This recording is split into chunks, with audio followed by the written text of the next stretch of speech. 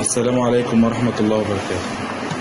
أنا النهاردة هشرح لحضراتكم إزاي أحول الأرقام من عربي لإنجليزي أو من إنجليزي لعربي على برنامج الإكسل.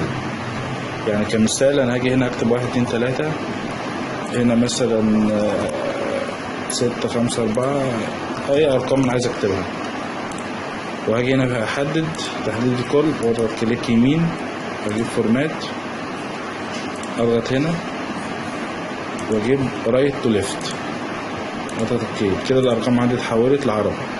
طب لو انا عايز احولها لانجليزي نفس النظام، اضغط هنا فورمات واجيبها هنا اول اختيار كونتكست، كده اتحولت.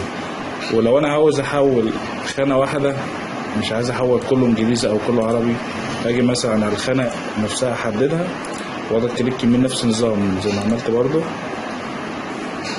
واجيبها هنا ماشي رايت تو ليفت، كده اتحولت عربي.